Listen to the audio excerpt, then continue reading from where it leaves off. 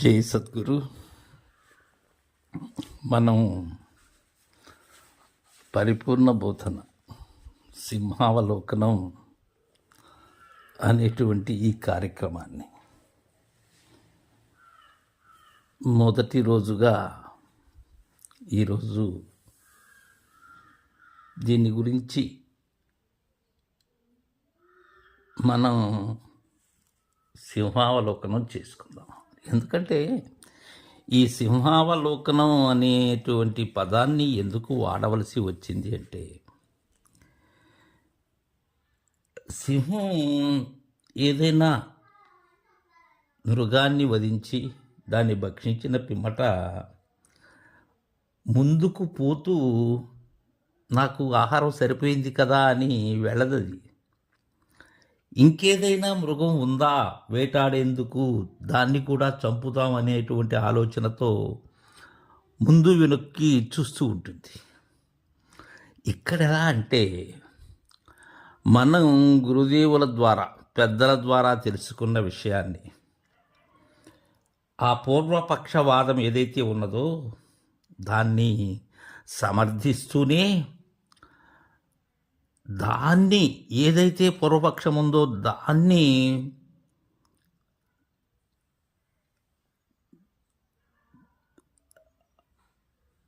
సంపూర్ణంగా అవలోకిస్తూ ఉత్తరపక్షం వైపు వెళ్ళటం బోధనా రీతిలో. ఇంకా ఏంటంటే, మనం తెలుసుకున్నటువంటి గురు బోధ ఏదైతే ఉన్నదో దానిలో ఎక్కడ మన పొరపాటు జరిగింది, ఎక్కడ తప్పు జరిగింది, మనం ఎలా అందుకుని ఉంటే అది సమగ్రంగా మనకు సంపూర్ణంగా ఆ ఉనికి లభించేది అనేటువంటి విషయాన్ని నిలకడగా విశ్లేషించుకోవడమే సింహావలోకనం. అంతా కూడా మనం గురుపాదముల సన్నిధి చేరినప్పటి నుంచి కూడా మన యొక్క విధానం ఇది ఎవరికి సాధ్యమవుతుంది అంటే, ఏదో గురువుగారు చెప్తున్నారు అని వినేవారికి కాదు. ఇది సంపూర్ణమైనటువంటి, అది ఎలా అంటే అది చెప్పలేనటువంటి ఉనికిలో వినగలగాలి. చెవులతో కాదు, కనులతో కూడా వినటం ఇక్కడ ముఖ్యం. కనులతో ఎలా అంటే, మన లోచనము అంటే కన్ను. అలా గురువుగారు లేక పూర్ణ బోధాధికారి సమర్థుడైనటువంటి వారు బోధించేటప్పుడు మనం వారితో కూడా ప్రయాణించగలగాలి. దీన్ని మర్కట కిషోర న్యాయం అని కూడా అంటారు. ఇక్కడ చాలామంది ఏం చేస్తారంటే, కొందరు వారికి ఎన్నో ధర్మ సందేహాలు వస్తూ ఉంటాయి. వాటిని అడుగుతారు, ఏదైనా ఒక కందార్థమో లేకపోతే ఏదో అడుగుతారు. అడిగినప్పుడు కొందరు ఏం చేస్తారంటే, వారికి సరైనటువంటి సమాధానం ఇవ్వకూడదనో లేక సమాధానం తెలియకనో, మీరు ఇంకా స్థాయికి రాలేదు, అంత లోతుల్లోకి మీరు వెళ్ళలేదు, అందువల్ల మీకు అర్థం కాదు అంటారు. చాలా తప్పు మాట అది. ఒక బోధాధికారి అయినటువంటి వారు వారికి తెలిసినటువంటిది చెప్పటంలో ఏమాత్రమూ తప్పు లేదు. అలా అని మన పూర్వాచార్యులో ఆ భావన ఉన్నట్లయితే మనకు సిద్ధాంతమే లభ్యమయ్యేటువంటిది కాదు. ఇక్కడ తను ఆశ్రయించినటువంటి శిష్యునకు బోధించేటువంటి క్రమం, లేక తను తన సంశయాన్ని నివృత్తి చేస్తాడు అని వచ్చేటువంటి వారికి చెప్పే క్రమం ఒకటిగానే ఉండాలి. కానీ ఆ ముఖ్యమైనటువంటి, అంటే గురువు ముఖతః అందుకోవలసినటువంటి సూచన అది గురు శిష్య న్యాయంగానే జరగాలి. కానీ ప్రతి విషయానికి మీకు ఎందుకు చెప్పాలి అనేటువంటి భావన ఉండకూడదు.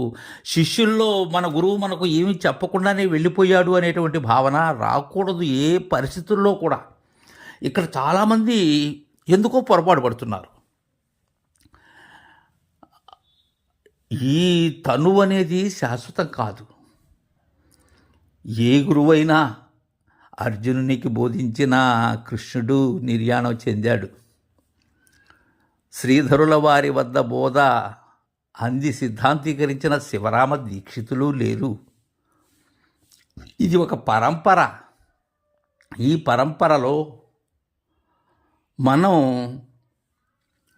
ఈ బోధ పట్ల అమితమైన ఆసక్తి ఉన్నవారమైతే ఈ బోధను సంపూర్ణముగా అవగాహన చేసుకొని నేను ఉన్నప్పుడే నేను లేని స్థితిలో ఎలా ఉండాలి అనేది గ్రహించేటువంటి విధానం మనకు సంపూర్ణంగా ఉన్నట్లయితే, ఎరిగినటువంటి మహనీయులు ఎందరో ఉన్నారు.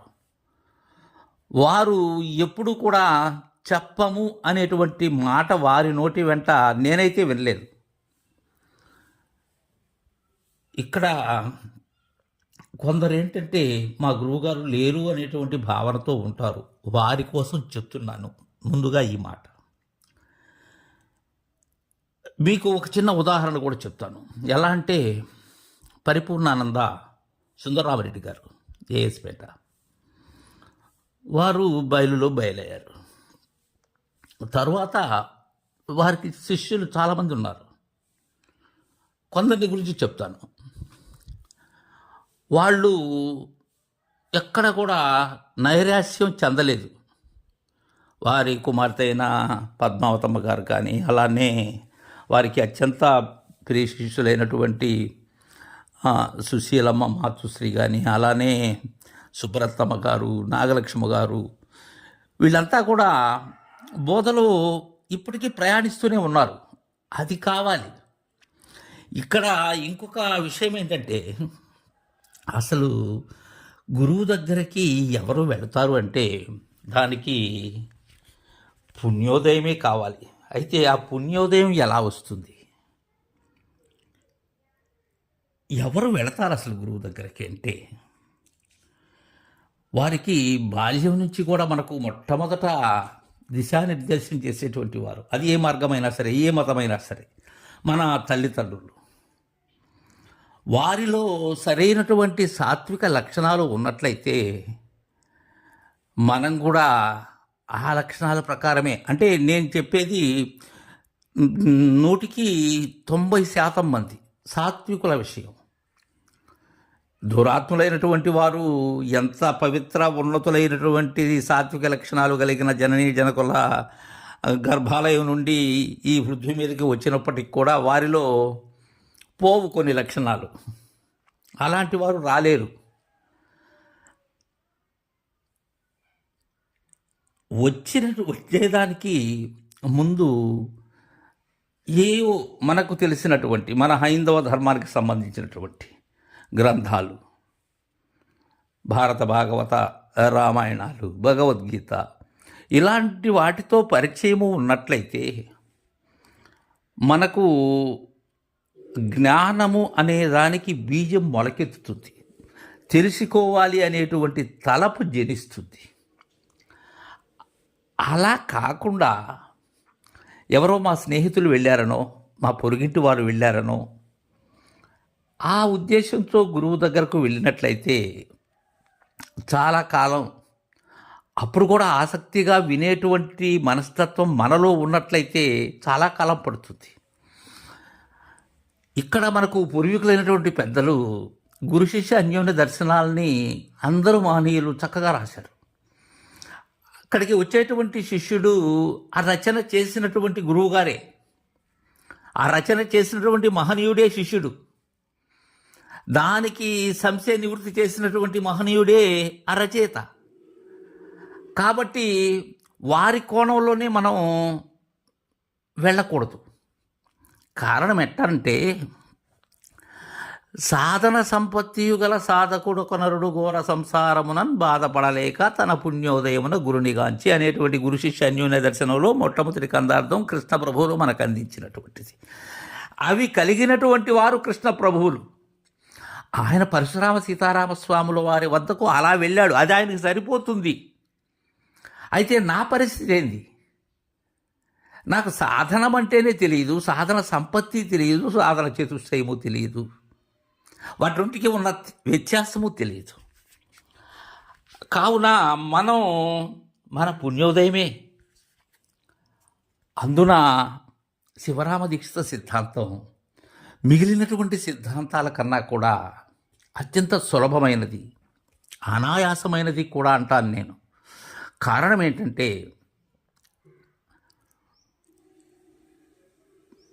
చెప్పేందుకు, బోధను రూఢీ చేసేందుకు పూర్ణబోధాధికారులకు చాలా సులభం.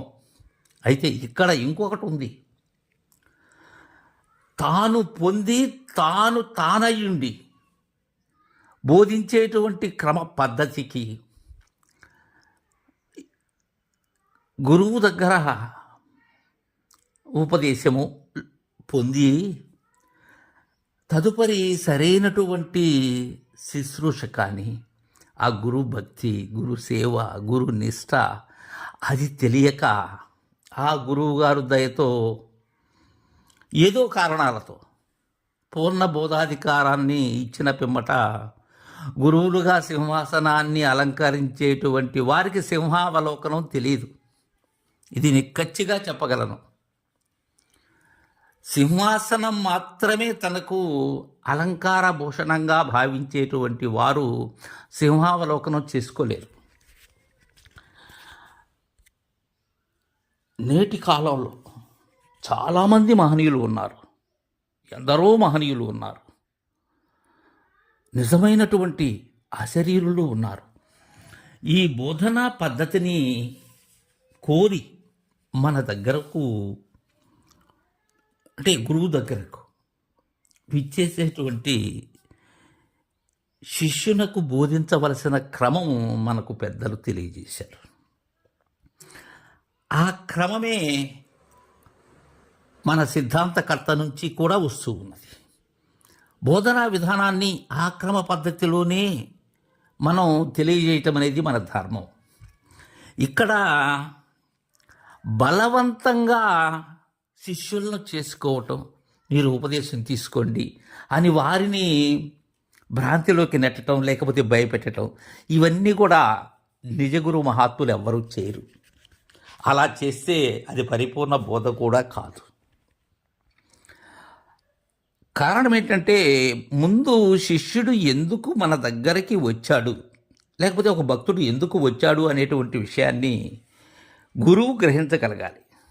ఆ నేర్పరి విధానం గురువుకు ఉండాలి. ముందు గురువుగారు శిష్యునే మాట్లాడించాలి, శిష్యుని చేతనే మాట్లాడించాలి. మాట్లాడినప్పుడు సంపూర్ణంగా ఆ శిష్యునిలో ఏమున్నది అనేది గురువుకి బోధపడుతుంది. శిష్యుని మాట్లాడనివ్వకుండా తను నేర్చుకున్నటువంటి, తను కంటతా పెట్టినటువంటి ఈ ఎక్కాల పుస్తకం వల్లి వేసినట్లయితే అది వారికి ఎలా ఎక్కుతుంది? అసలు శిష్యునిలో ఏమున్నది, ఎందుకు వచ్చాడు అనే విషయం అడిగి తదుపరి అతనుకు కావలసిన, అతను అందుకునే రీతిలో అందించవలసిన బోధ ఏదైతే ఉన్నదో, ఎలా చెప్తే అందుకోగలడో అలా అందించాలి. 1 సంవత్సరం పడుతుంది దీనికి. కారణం ఏంటి? మనం ఏమీ తెలియకుండా వచ్చేటువంటి వారం మనం. ఈ విషయంలో గురు శిష్యులు ఇరువురు కూడా ఆలోచించాలి.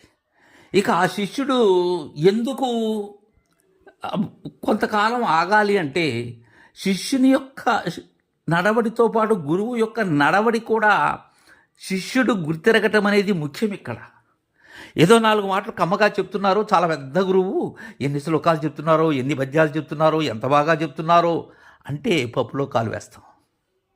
ఆయన ఆచరణ ఎలా ఉన్నది, ఇది నేను చెప్పేది కాదు, దీక్షితుల వారే చెప్పినటువంటిదే నేను చెప్తున్నాను. అంటే బోధించవలసినటువంటి క్రమ విధానం ఇది. మనం ఎలా అనేది రేపు మిగిలినటువంటిది తెలుసుకుందాం. ఇలాగే ముందుకు సాగుదాం. జై సద్గురు.